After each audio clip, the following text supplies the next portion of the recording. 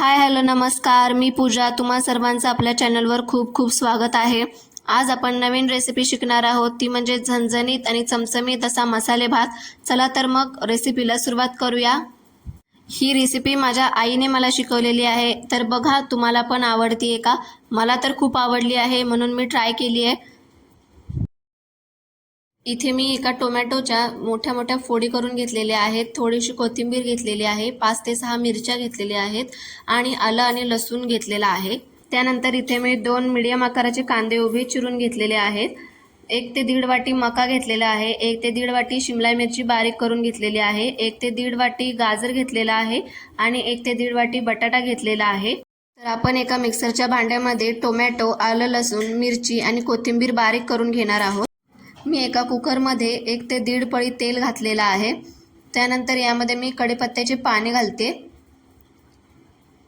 बघू शकता मी कढीपत्त्याची पाने घातलेले आहेत. हे आपण हलवून घेऊया आणि आता थोडंसं जिरं घालते मी याच्यामध्ये. त्यानंतर हळद घालायची आहे.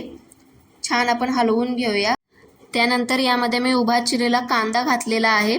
कांदा छान परतून घ्यायचा आहे. अगदी लालसर होईपर्यंत तो परतायचा आहे. त्यानंतर यामध्ये मी 1 चमचा हळद घालते. आपण हळदसुद्धा छान मिक्स करून घेऊया. तर बघू शकता तुम्ही हळद आपण घातलेली आहे आणि आता हे मिक्स झालेलं आहे. त्यानंतर यामध्ये मी 1 ते 1.5 चमचा लाल तिखट घालते. तुम्ही तुमच्या आवडीप्रमाणे तिखट बनवू शकता किंवा यामध्ये मिरची घातली तरीही चालू शकते. त्यानंतर यामध्ये मी 1 ते 1.5 चमचा गरम मसाला घालते. गरम मसालासुद्धा ऑप्शनल आहे, तुमच्या सोयीप्रमाणे तुम्ही घालू शकता. त्यानंतर यामध्ये मी वाटण बनवलं होतं, जे हिरवं वाटण बनवलं होतं ते मी यामध्ये घालते आणि आपण आता हे छान मिक्स करून घेऊया. त्यानंतर यामध्ये मी चिरलेल्या भाज्या घालते.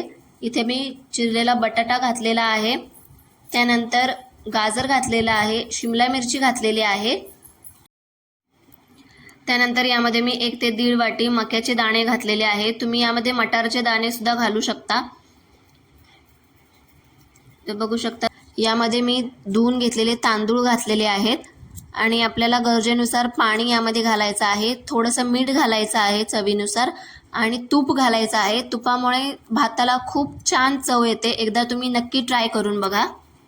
मी यामध्ये तूप आणि मीठ घातलेलं आहे.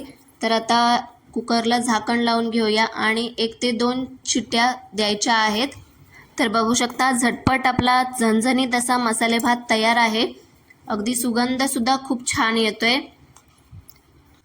आय होप तुम्हाला माझी रेसिपी आवडली असेल तर माझ्या चॅनलला नक्की सबस्क्राईब करा आणि बेल आयकॉनवर क्लिक करा, जेणेकरून नवनवीन व्हिडिओज तुमच्यापर्यंत पोहोचतील. धन्यवाद. भेटूया पुढच्या रेसिपीमध्ये आणि ही रेसिपी नक्की एकदा ट्राय करून बघा.